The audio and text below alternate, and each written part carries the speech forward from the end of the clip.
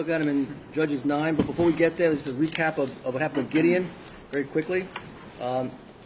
Gideon's called by God to go ahead and fight the Midianites. He really doesn't want to do it. He's afraid. He needs constant reassurance, and God keeps giving it and keeps giving it and keeps giving it.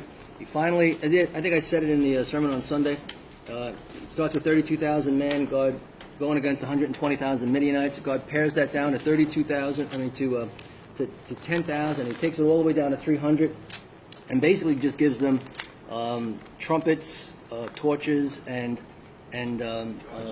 clay pots. That's their weaponry, and they rout the Midianites. Well, Gideon then they chase the Midianites. They ask the men of Succoth as they're chasing them for some food. The leaders of Succoth say, "We're not going to do it. We don't see the kings in your hands, so we're not going to do that." The king of Midianites, Gideon says, "When we do catch the kings, I'm going to come back and I'm going to beat you guys." Said the same things to the men of Peniel. They also would not help. That when he returned, he says he was going to tear down their tower, and he did. We then read, hold on a second. We then read about most likely the guys of Succoth and Peniel. They saw Gideon's just 300 men and thought, you know what, the Midianites are going to regroup. They still got a ton of guys. And once they regroup, they're going to overtake Gideon, so we don't want any part of that. We don't want to be on the wrong side of this battle, even though they're fellow Jews. And so the fear of man brings a snare upon them, upon Succoth and Peniel. And then we talked about that some, about the fear of man. Gideon again then does catch the kings, and he eventually is victorious in battle totally. He finds out who the leaders of Succoth are. He goes back, and he basically captures the 77 leaders or elders of that town. And he shows them the two kings that he captured, and he drags those leaders through the thorns, which he said he would do. Then he goes to Peniel. He tears down the tower, and it kills everybody that's in it. And then we go on. We saw the dangers of Gideon's success. So he's victorious, and the people want to make him a king, but he won't be the king. They ask him to be their king, and his sons after him to be a dynasty to be their king. Gideon says, no, God is your king, not me. And sadly, the problem was they had forgotten that God was their king because they don't even talk about God. And then in verse 23 of the chapter, he says, they say to him, they say to Gideon, for you have delivered us from the hand of Midian. Well, again, Gideon says, no, he's not going to do it. But the problem here is that he asks for riches and honors. He doesn't want to be king, but he wants a reward. And he asks for a financial reward, and he becomes a very rich man. And he asks for the plunder, to give them the earrings from the plunder, so the gold and stuff that they got from the plunder of the Midianites. And they give it to him, and it's 1,700 shekels of gold, besides other things, and that makes Gideon a very wealthy man. But he takes the gold, and what does he make with the gold? Anybody remember? He makes like an ephod? He makes an ephod. Right? And an ephod was what the priests would wear in the tabernacle, and on the front of it was what they would call, it was called the Urim and the Thummim. And in that, there were these two stones, which they would basically get God's decision on things. It would be like a yes or a no, depending on how these stones rolled out. And so if you wanted to know what was God's will, you'd go to the priest, and he would go to the ephod, and then he would take out these stones, and how they would roll out, and they had things on them, would determine yes or no. And so he makes one. He makes one. And he sets it up in his own, he sets it up where he lives, and it's kind of like a place of worship now. And he wants to encourage the people to come to this town as a place where God's will can be discerned and be found. But instead, what happens, they come and they play the harlot, it says. Yeah. So now they worship this thing. And so it leads to that. Gideon himself, we find out, falls heavily into the sin of polygamy. He has many wives, proof of his prosperity. Whenever you read that a man had many wives, he's wealthy. He's a wealthy man. So he was clearly a wealthy man. Though he refused to be their king, his lifestyle was one really of self-indulgence and of royalty. Setting the stage for what happens now, the next stage of Israel's tragic apostasy and anarchy. Because what will happen is Gideon will die, and we'll see that Israel again plays the harlot. And what's the cycle in the book of Judges we talked about? Who remembers the cycle that keeps going on and on and on?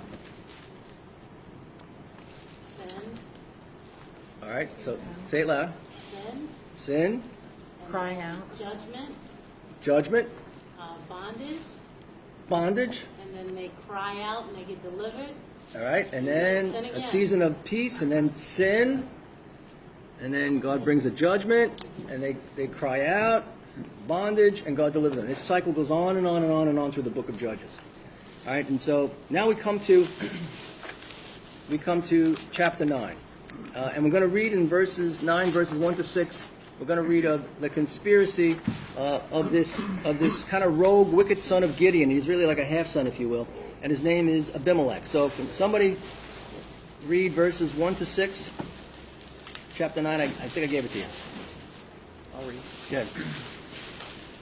Now Abimelech the son of Jerubbaal went to Shechem to his mother's relatives, and said to them and to the whole clan of his mother's family, Say in the ears of all the leaders of Shechem, which is better for you, that all 70 of the sons of Jerubbaal rule over you, or that one rule over you?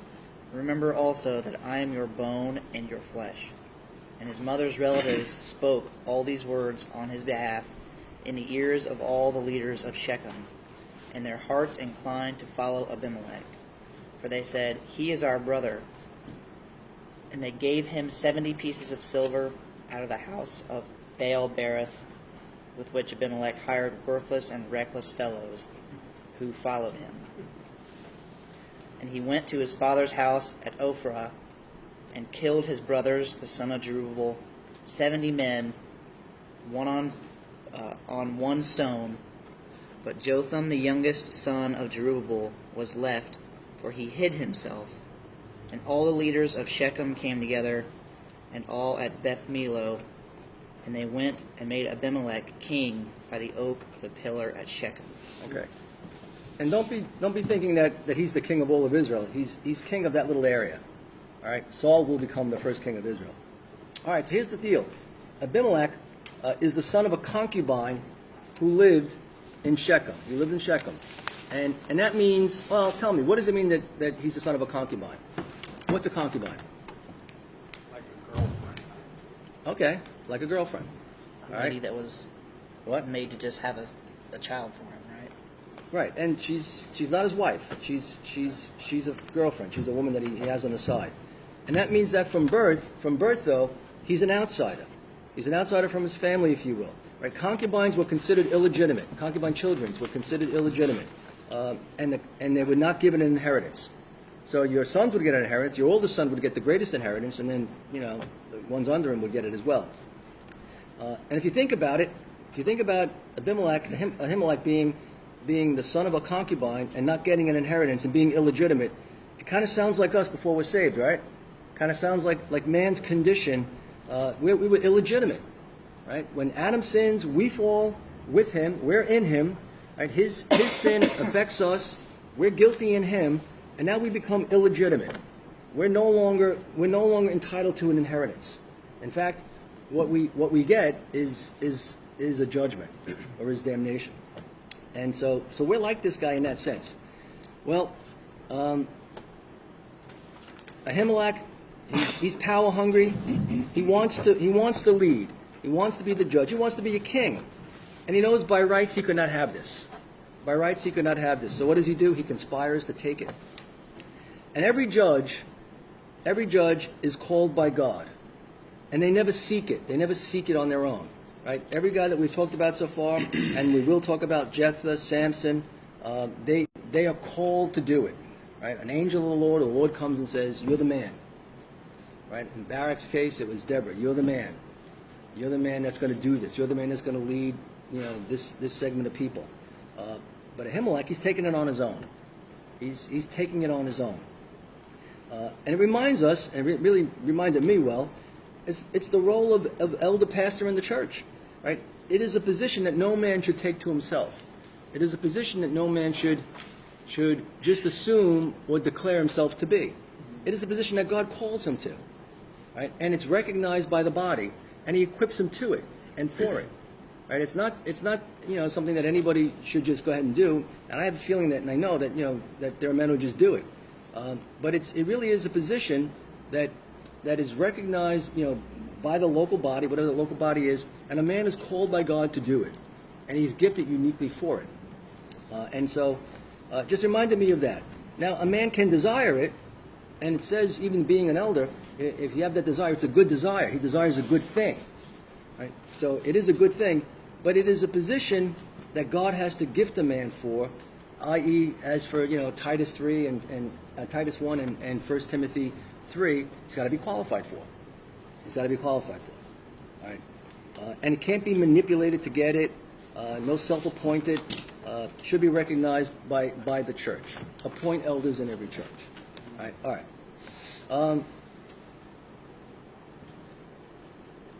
Ahimelech goes to his mother's brothers and says, "Shouldn't I rule over you?" All right. And mother's brothers meaning the people of the town. All right. What's better, that all of Gideon's 70 sons rule over you, or that just one person should rule over you? You want the 70 guys, or you want me? You want the whole shebang of Gideon's sons? What do you want me? I'm one of you guys too. And he says, "Am I not one of you? Am I not your flesh and your blood?" And clearly, they have already long forgotten what Gideon said in Judges 8:23. Did I give you that on the sheet? We got 8:34 and 35. All right, so I'll read it to you. 22 to 24, an evil spirit sent by God. Judges 8:23. Did I give you that? Right here. All right, go ahead. 22 through That'd 24. be nice. Evil spirit sent by God. No, all right. It goes back. This is in the last chapter. Gideon said, "I will not rule over you, nor shall my son rule over you. The Lord shall rule over you." So Gideon is saying, we're not making kings here. I'm not going to be one, nor will any of my sons be a king. They have forgotten that. So Ahimelech, he asks his uncles to speak to the city leaders of Shechem about him being the sole ruler. And the city leaders, they think, yeah, it's not a bad idea. It's not a bad idea. So then in verse 3, we read there that their heart was inclined to follow Abimelech, for they said, "He is our brother. He is our brother." Then they give Abimelech some money from the temple of Baal. Obviously, temple of Baal, they have forsaken God, which he uses then to hire worthless and reckless men. All right, so he's using these worthless and reckless men to basically go ahead and wipe out the sons. And reminds us of the chief priest taking money, right, out of the temple for Judas to bribe Jesus and to pay off the Roman soldiers. Using the money people give to the temple to basically betray the Son of Man and to pay off the soldiers, saying that the disciples stole his body. All right? And so for the purposes, he hires these reckless men to kill the 70 sons of Gideon, or Jerubbaal.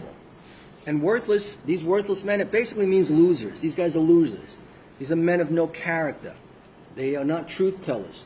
They are willing to do anything for a buck. They are willing to do anything for a buck. Reckless means undisciplined, wild, insolent. Loose as a cannon, a live wire. All right? These guys are not nice guys. And they go to this place called Ophrah, where Gideon and his sons lived, and they slay the 70 sons of Gideon on one stone. They slay his sons on one stone. Kind of like an ISIS execution. Boom, wipe them all out. Now, why didn't anyone stop this? Right? Why didn't anyone in the town stop this and defend Gideon's sons? Any ideas?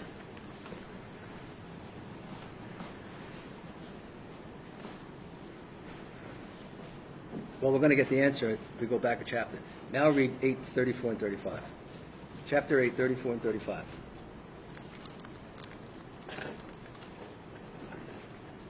The children of Israel did not remember the Lord their God, who had delivered them from the hands of all their enemies on every side, nor did they show kindness to the house of Jerubbaal, in accordance with the good he had done for Israel. Right? They didn't remember the Lord. And they didn't show kindness to the house of Jerubbaal, or Gideon. Right? Truth is, they forgot. And the truth is, we forget God. And when we forget God, anything goes. Anything goes. We can fall into all kinds of sin, deep sin. Right? If we forget his manifold mercies, if we forget the cross, right, then we're capable of all kinds of sin. We really are. And we got to constantly constantly be going back to it, because we are capable of anything anyone else is capable of. We're capable of in any realm. So if we forget His mercies to us, if we get what Christ has done for us, if we get the cost of buying us to Himself and redeeming us, we're capable of great evil. All right. Well, in verse 6 we read that all the men of Shechem and of Beth Milo, they made Abimelech their king, and he ruled the area for 3 years. So he's king for 3 years. This is a direct violation of the word of God. Somebody read Deuteronomy 17 verses 14 and 15. When you come to the land which the Lord your God is giving you, and possess it and dwell in it, and say, I will set a king over me, like all the nations that are around me. You shall surely set a king over you whom the Lord your God chooses. Thank you. All right. I will set a king over you, like me, all the nations that are around me. You shall surely set a king over you whom the Lord your God chooses. All right. And so he says, clearly God is not choosing him. Now one of the half-brothers of Ahimelech escapes. His name is Jotham. So he's the only one that's not killed. And we read in verse 7, now when they told Jotham, he went out and stood on top of Mount Gerizim and lifted his voice and cried. And he said to them, listen to me, you men of Shechem, that God may listen to you. All right, now his name actually means, Jotham means the Lord. And he's the only one that stands up for what is right. He's the only one that does. All the people of Oprah buckle under, give in, side with, but not Jotham. The safest thing for him to do would be to keep quiet and get out of Dodge. Just say nothing and get out of there while he's got his life. His other brothers were slaughtered on one rock. But instead he stands up for righteousness. He stands up for righteousness and he courageously rebukes evil. And the truth is, we have to too. We have to too. We have to courageously stand up, rebuke evil in a very crooked and perverse generation. Because if we say nothing, what does it look like? If we just, Agree with that. looks like we're in agreement with the wickedness around us. Looks like our stamp of approval is on it. When you say nothing, it's like you would just agree with it. Right? But when you stand up, I mean, that's when it's going to get hot. So he stands up, and we must stand up. And you know what? We need to shine, and we must shine the light of God's word on evil. We must do that, and we must shine it on injustice. And we must let people know that He is a God who will repay all evil. You know, God will not be mocked. Whatsoever a man sows, that he will reap. Somebody read Ephesians 5:11. Did I give it And to have you? no fellowship with the unfruitful works of darkness, but rather reprove them.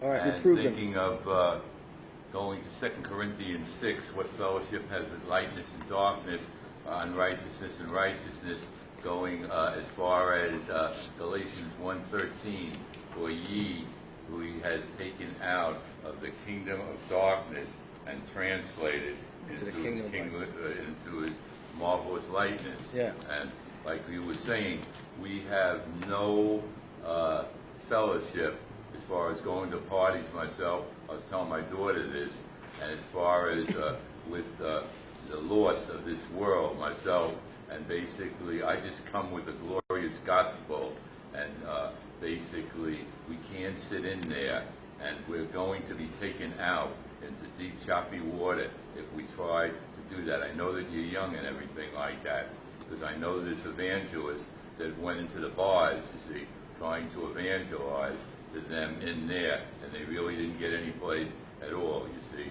But I will not do that. And what does lightness have to do with darkness?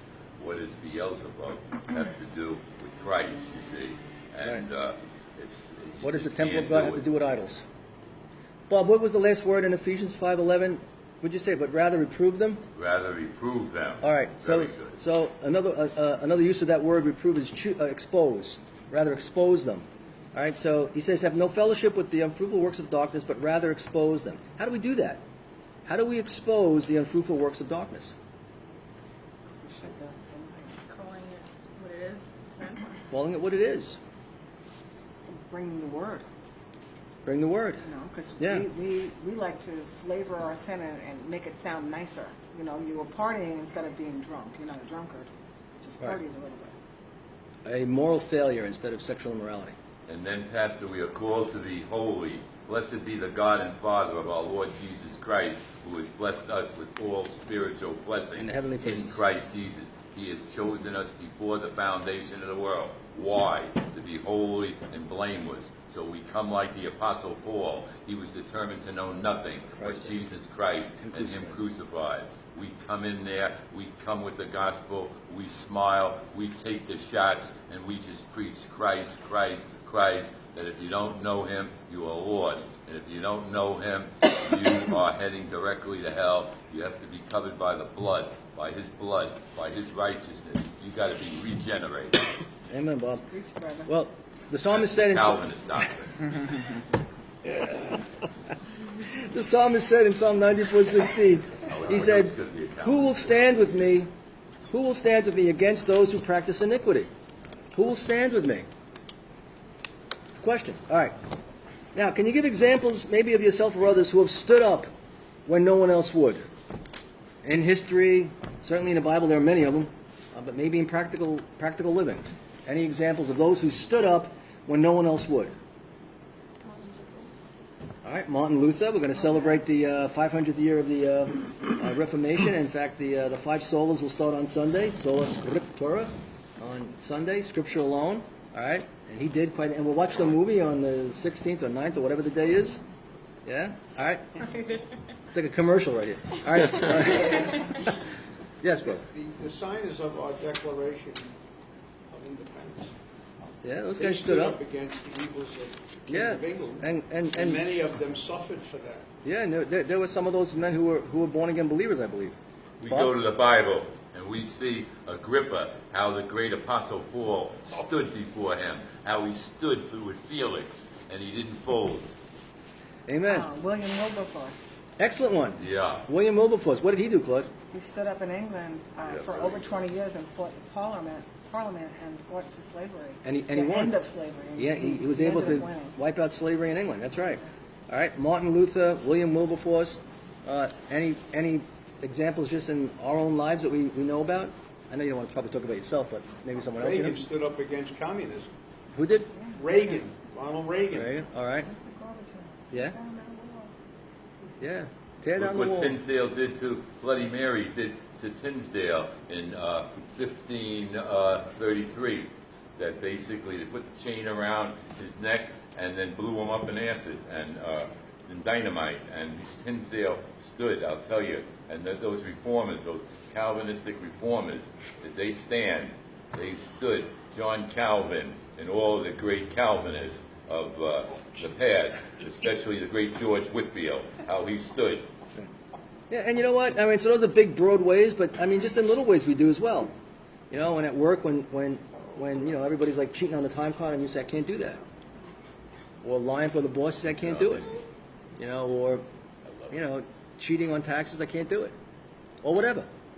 All right, and so let me tell you what a man named Edmund Burke said. Edmund Burke said this. He said, "All that is essential for the triumph of evil is that good men do nothing.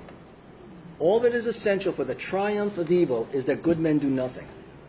Well, Jonathan travels to Shechem, climbs Mount Gizrim, 800-foot slope south of the city, and then he tells a parable. So he's way up there, and that can be heard by the people in Shechem. And the parable is to show the people the foolishness of their decision to make Ahimelech their king. Somebody read verses 8 to 15. Hey, Benny. Is that Zion? Hey, Zion. Hey, Zion. Verses 8 to 15. Chapter 9. Yes, I gave it to you in. The trees once went forth to anoint a king over them, and they said to the olive tree, "Reign over us." But the olive tree said to them, "Should I cease giving my oil, with which they honor God and men, and go to sway over trees?" Then the tree said to the fig tree, "You come and reign over us." But the fig tree said to them, "Should I cease my sweetness and my good fruit, and go to sway over trees?"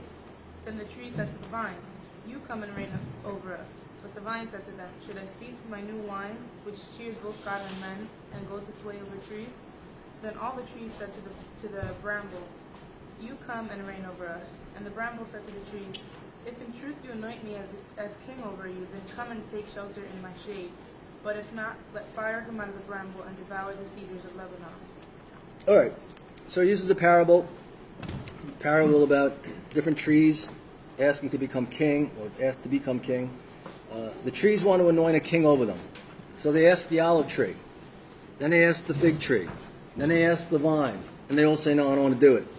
Because the olive tree and the fig trees and the vines, they're very valuable doing what they do. Olive trees make olives, they're not kings. Right? Fig trees make figs, vines make grapes, and they're very valuable. They produce much of what the people of Israel needed to survive and to eat. And they were designed to feed the people, not rule over the people. They were designed to feed them, not rule over them. The only person designed to be their king is the one to whom the Lord chose to be their king. And then they asked the bramble. You guys know what bramble is, right? Yeah, it's like junk. It's like thorns and that kind of thing. They asked the bramble if it would be king over them. So it's like a thorn bush. And it had absolutely zero value. It's of no good to anybody.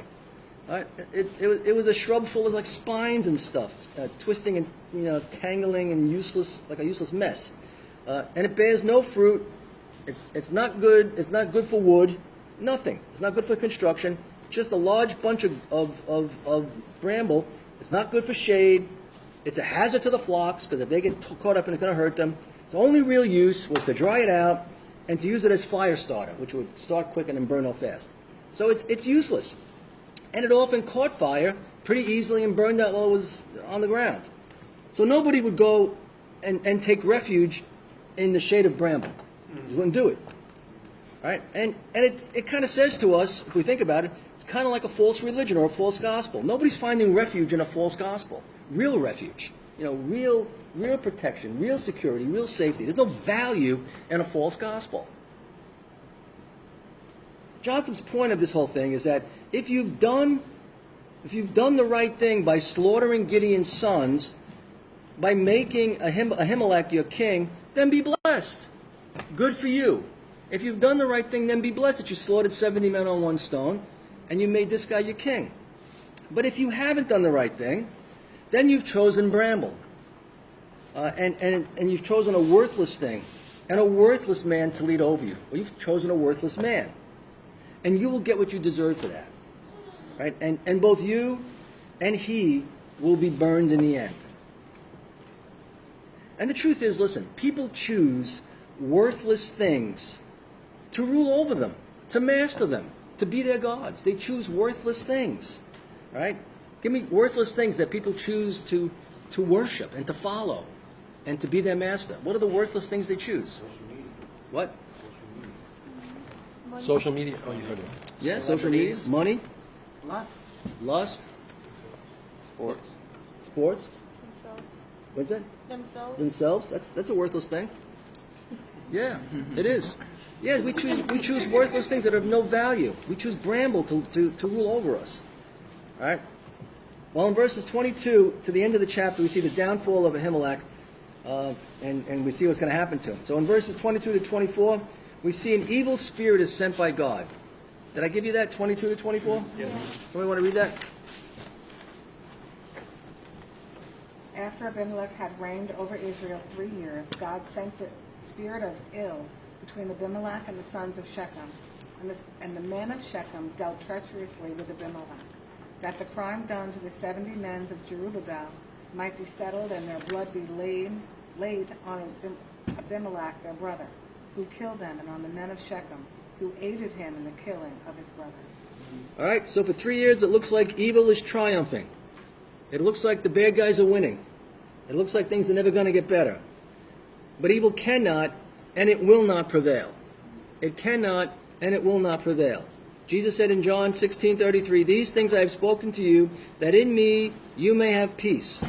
In the world you will have tribulation. You will, but be of good cheer. I have overcome the world." Now in verse 23, God sends an evil spirit to cause discord between Abimelech and the men of Shechem. Now question for you, what does this mean that God sent an evil spirit? What does it mean that he sent an evil spirit?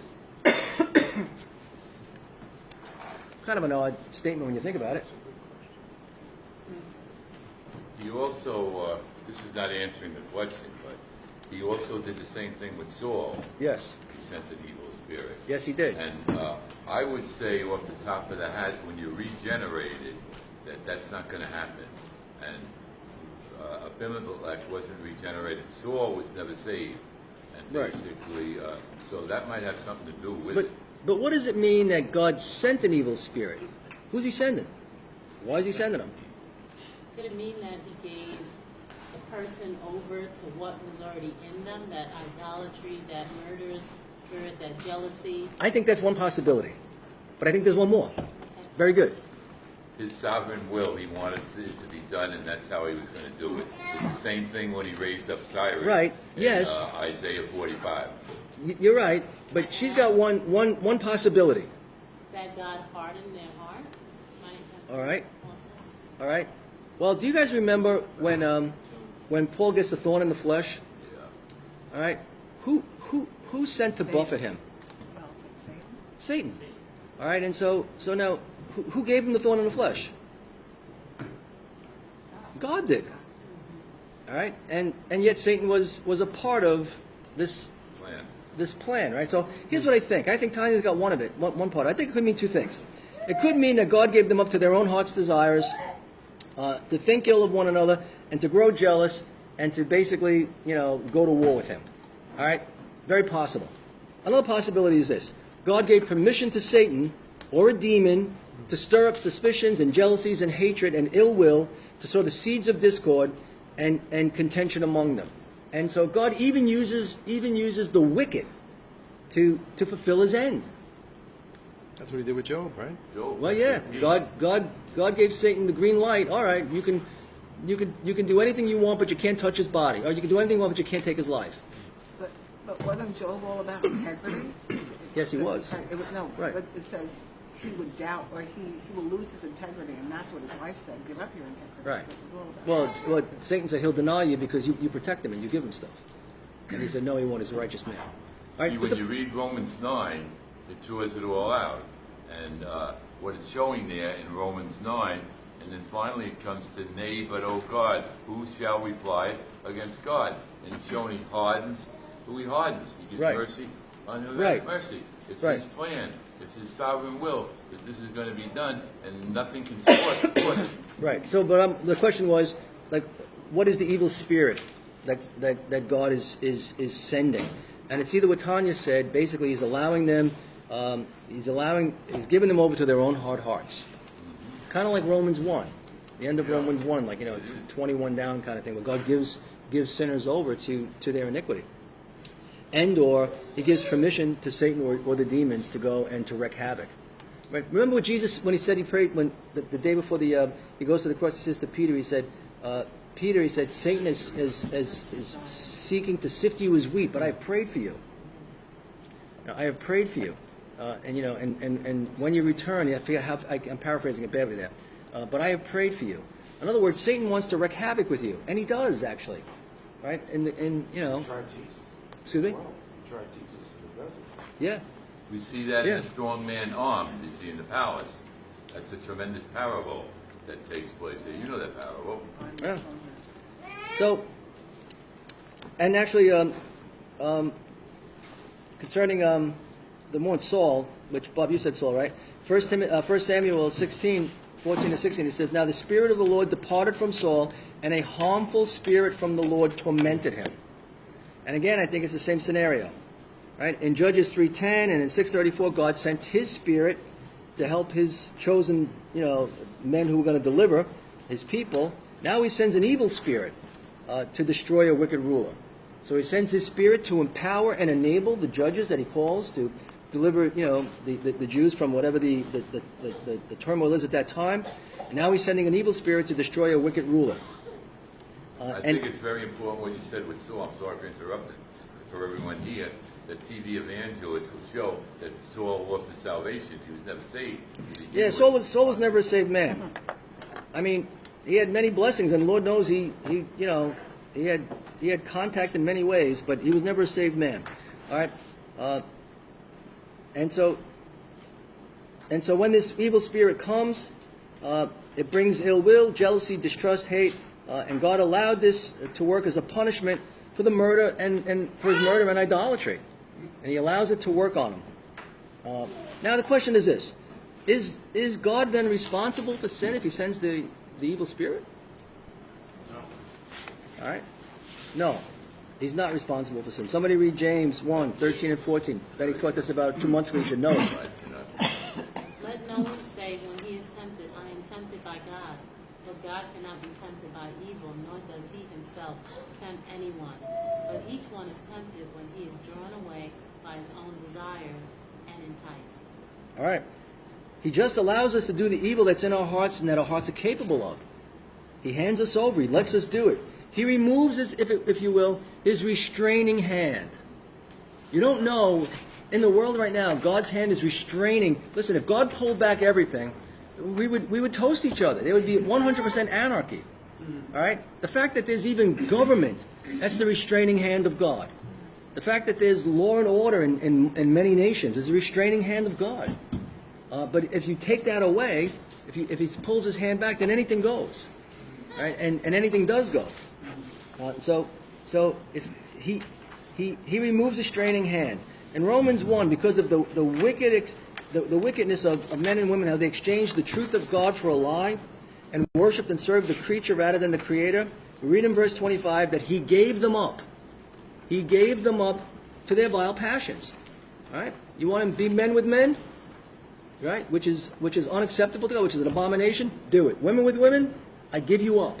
I give you up. Do it. No longer, conscience is seared and hardened and dead. I pull it back. I pull back my restraining hand. And then in verse 28, and even as they did not like to retain God in their knowledge, God gave them over. God gave them over to a debased mind. To do what? To do those things which are not fitting. We live in that day. Yes? I'm just going to ask about James. Where God cannot be tempted by evil, is that referring that, like, someone, what does that mean? That God cannot be tempted by evil? What does that mean? He's not tempted by anything. He's not tempted. So in other words, that he won't inflict that temptation on the person, like he won't be provoked by evil that's happening, it's just... I mean, it does nothing to him. Basically, he just stands aside and let evil. Well, yeah, he's governing the universe, and he's in control of everything, but at times he just lets men do what they want. He pulls back. And he pulls back because they reject him.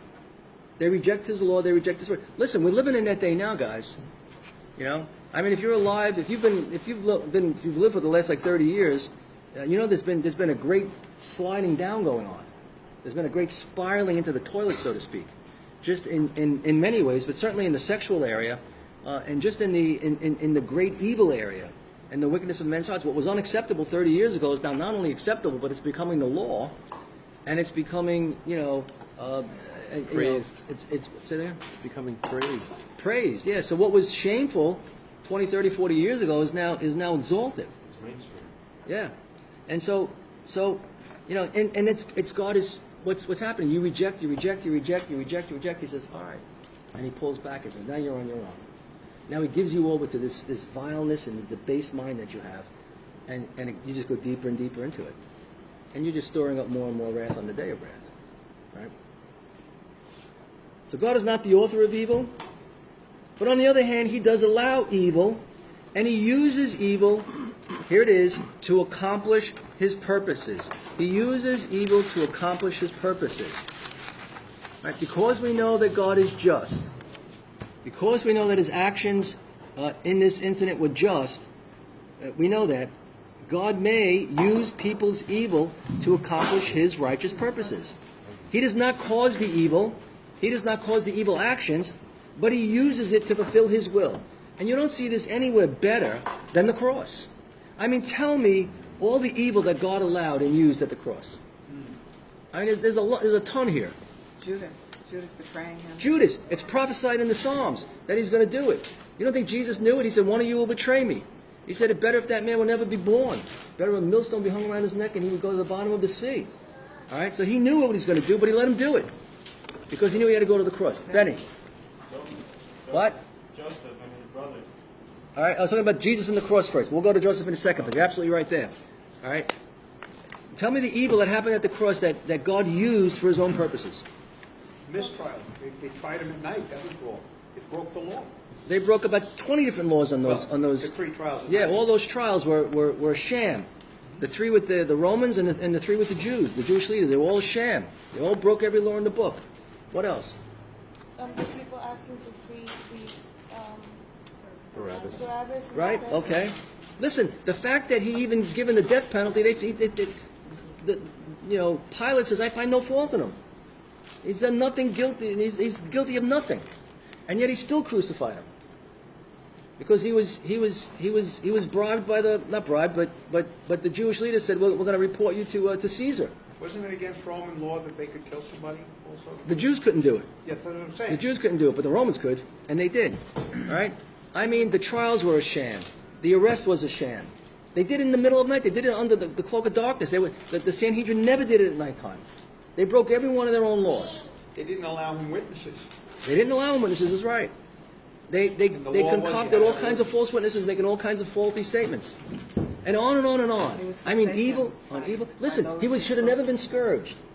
He should have never been scourged, right? He was not condemned. They scourged him before he was condemned to death. Crown of thorns. Right? The reason that they scourged him, here's why they scourged him. Pilate scourged him in hope that would satisfy the Jewish leaders and he wouldn't have to kill him. Mm-hmm. So he figured if I put him close to death, but don't kill him, that the Jewish leaders will see the beating he's taken and the flesh and his body ripped apart, and then they'll let him go. And the Jewish leaders, of course, wouldn't accept that. But it was illegal to scourge him. Right? So every single thing was sinful and wrong, and the beatings and the mocking and the spitting in the face and the pulling the beard and all of that kind of stuff. All right? Yes? Just to get back on the course fast, in Isaiah 45:13, maybe it says, I create light, I create darkness, I create evil. But that's really heavy duty. I can go into. Now, this is the big one here, that what you were saying, and answering that Christ was made a curse for us, and Christ has redeemed us from the curse of the law being made a curse.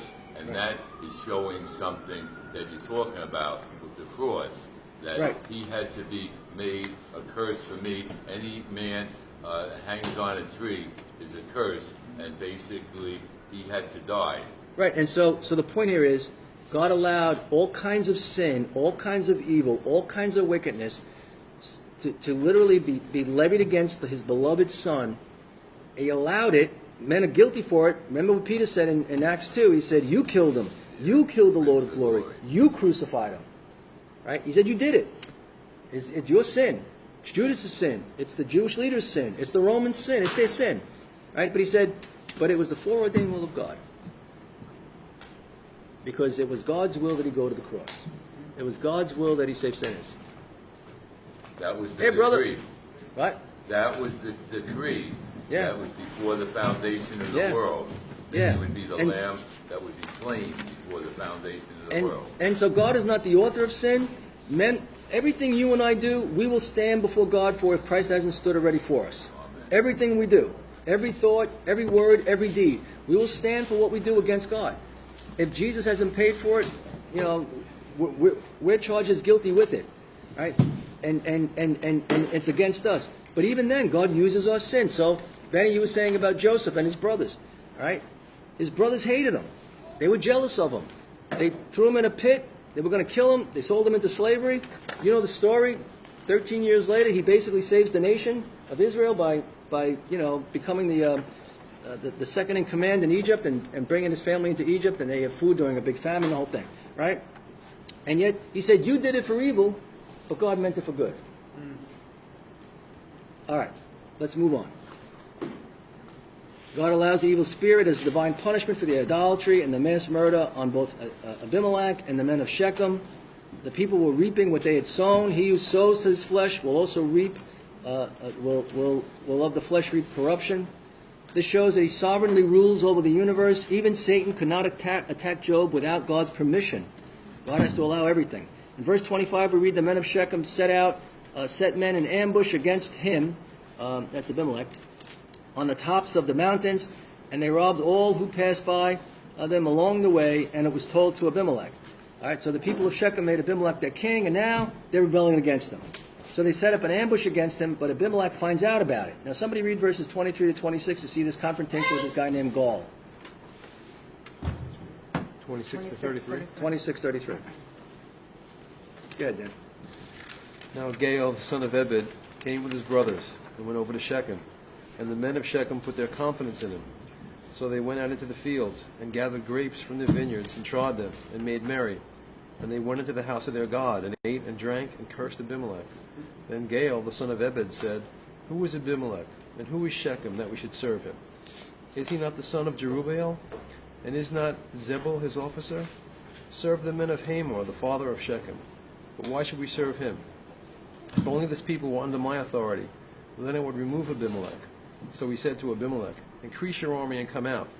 When Zebul, the ruler of the city, heard the words of Gaal, the son of Ebed, his anger was aroused. And he sent messengers to Abimelech secretly, saying, Take note, Gaal, the son of Ebed, and his brothers have come to Shechem, and here they are fortifying the city against you. And therefore get up by night, you and the people who are with you, and lie in wait in the field. And it shall be, as soon as the sun is up in the morning, that you shall rise early and rush upon the city. And when he and the people who are with him come out against you, you may then do to them as you find opportunity. All right, so this guy, Gaal or Gaul, however we say it, and his crowd, they come to Shechem, and they gain a following. And Gaul is stirring up the city to go against Abimelech.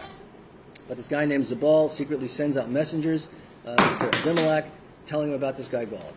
And he gives Abimelech some advice, and he says, Go at nighttime with your men and hide and wait in the field, and when the sun rises, you and your men rush to the city and take his men by surprise. And then I won't read this from 34 to 42.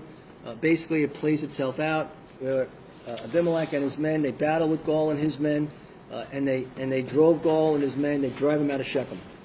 On the next day, Abimelech is burning mad. He's burning mad at the people of Shechem, and he goes to the entrance of the city and he slaughters all who are in the field. That's probably the farmers. And so he's already killed 70 innocent men, and now he just wipes out all the innocent farmers. And this guy's a ruthless guy. He's a ruthless tyrant, and he'll stop at nothing to protect himself and to achieve his goals. And after he kills the people of Shechem and he demolishes that city, he sows it with salt, it says. He sows it with salt. And why do you think he would put salt all over the ground, all over the place? So nothing can Purification. grow. What? So nothing can grow. That's true. What'd you say? Purification. I would say more that. Because what salt does is it destroys, like, I'm not a planter. I don't know if you guys are, but if you grow stuff, you throw salt on the ground, you're not going to be growing stuff. All right? It doesn't grow. It makes it barren. So it's symbolic that the city was going to be condemned to a perpetual desolation. It's symbolic, like, nothing's going to grow here. I've wasted you guys away. And FYI, Shechem was rebuilt, actually, 200 years later by King Jeroboam. All right, so Abimelech takes revenge on Gaul, and then the people in the city of Shechem, and in verses 46 to 49, he burns alive the people in a pagan temple. Somebody read that, verses 46 to 49.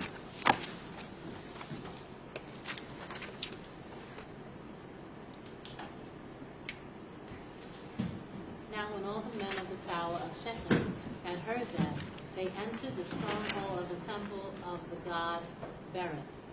And it was told Abimelech that all the men of the tower of Shechem were gathered together. Then Abimelech went up to Mount Zalmon, he and all the people who were with him. And Abimelech took an axe in his hand and cut down a bow from the trees, and took it and laid it on his shoulder. Then he said to the people who were with him, What you have seen me do, make haste and do as I have done.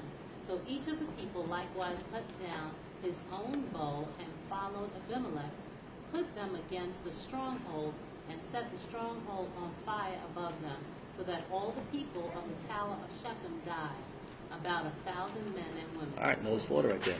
All right, so those who are in the tower of Shechem, they try to find refuge in the temple of Berith. Abimelech and his men cut down trees and they burn down the temple. But Abimelech is not done yet, and his fury is going to rage on. And in verses 50 to 55, he goes to a place called Thebez to destroy the people there. But the people go into a strong tower there, and they go actually to the top of the tower. And Abimelech, he fights against it, wants to burn it down like the other temple. But we read in verse 53, but a certain woman dropped an upper millstone on Abimelech's head and crushed his skull. All right? And this woman, she threw this stone with the intent of killing Abimelech. And he's half dead. He's not fully dead yet. And he says to his armor bearer in verse 54, he says, draw your sword and kill me, lest men say of me, a woman killed him. It would be very dishonorable to have men say that of you. Why? Because it'd be a great shame. And the armor bearer does it. The armor bearer slays him right there. And the summary of all of this is in verse 56 and 57. Thus God repaid the wickedness of Abimelech, which he had done to his father by killing his 70 brothers. And all the evil of the men of Shechem God returned on their own heads. And on them came the curse of Jotham, the son of Jerubbaal. Here's the point of it all. No one is getting away with anything. That's the point. No one is getting away with anything. Right? And we certainly can see through this the sinfulness of sin, but there is a time for judgment. And although it looks like the bad guys are winning, and although it looks like evil is abounding, right? Nobody gets away with anything. And Abimelech's a bad guy. He's an evil man. Took what wasn't his. He killed innocent people all along the way. He was bloodthirsty. He was a tyrant. He was a brutal man.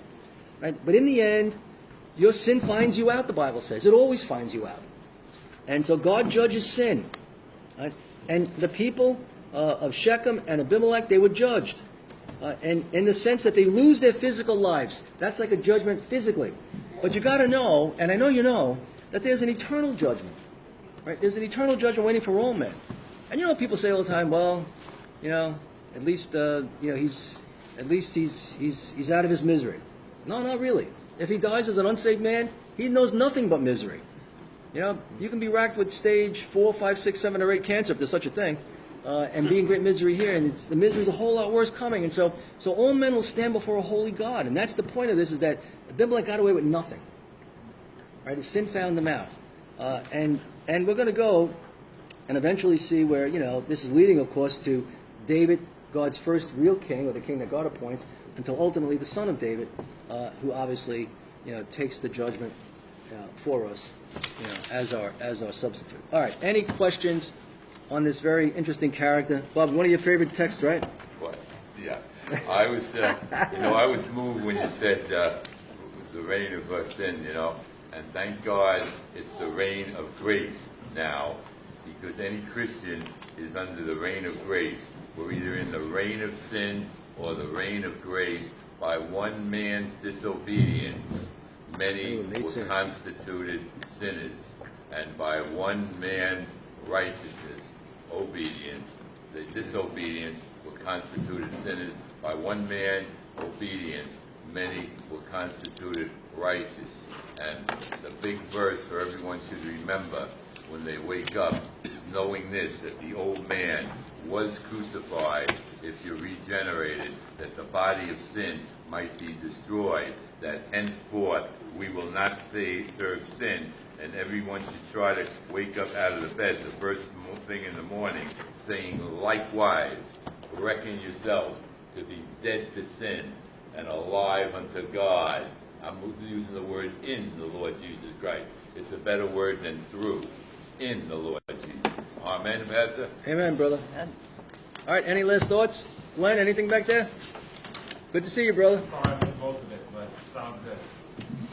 There's no judgment going on to eternal life. I like it. All right. Also, Pastor, in Galatians 6, when you were going into that, for some reason it's a good verse, you said, he who sows to the flesh will of the flesh reap corruption.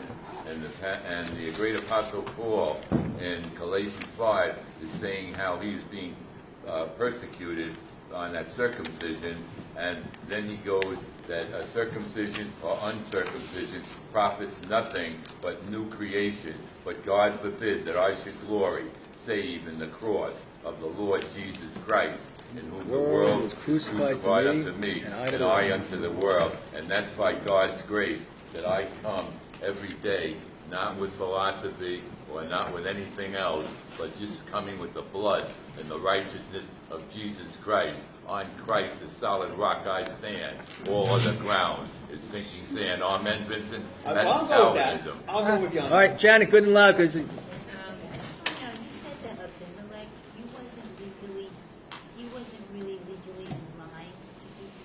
Say that again?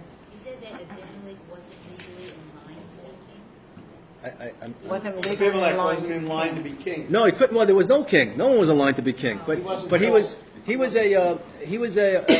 Gideon was his father, but he was from a concubine, so he would have no inheritance. So one of his sons, or the 70 sons, or whoever the oldest of the 70, could have been the next ruler, so to speak, should Gideon have wanted to do that. Gideon didn't want to do that. So he had no inheritance. You know, they didn't consider him part of anything because he was the son of a concubine. Yeah. So he was a half brother. Also, what about the story I think is interesting is killing his brothers didn't bother him, but being killed by a woman bothered him. Like the pride, he's about to die. Good point. You don't talk about That's a good point. Final sin, pride. 70 brothers. Yeah, he died in pride. Yeah, that's exactly right. Yeah, no problem taking the 70 brothers or all the farmers in the fields. I want to know, did he look up and see the lady throwing it at him and didn't Yeah. move? Because how do you know a lady? There was a lady Yeah, well, how do you know? threw it at him? Yeah, how do you know? That's another good question right there. Like How if do he you- was just not how do you paying know? attention, it would have hit him, and he would have been like, Unless she was sitting there like screaming and yelling at him. But, like I'm throwing this at you, and she throws it. And he doesn't like, no, you're not Yes. gonna do it. That's a good question. And isn't a millstone big and heavy? Well, shit. It's probably like this. I'm sure he could probably move if he knew it was Yeah. coming. Must Yeah. have been quite a woman who threw that millstone. So I mean, A he had to strong be woman. looking up at her and God saying, directed "You're him. not gonna throw it at me," and then Yeah. she did. That's what I'm thinking. Well, God did direct it. It's kind of like the stone with the one stone that David slings. I mean, think about it. If you know like the history of what a Philistine warrior would wear, he basically was all armor except for like right here. Everything was here and here and here and here. There was like nothing open except for his forehead, you know. And so the one smooth stone had to hit it right smack right there, perfect, you know, and then crush the bone and go into his brain. It had to be perfect. How about the stone of stumbling and the rock of offense? Yeah. The stone that the builders rejected, the chief cornerstone, Ephesians 2:20. I like that. Lead me to the rock, brother. That's higher than I. All right. Well, if nothing else, then Claudia, will you close us in prayer?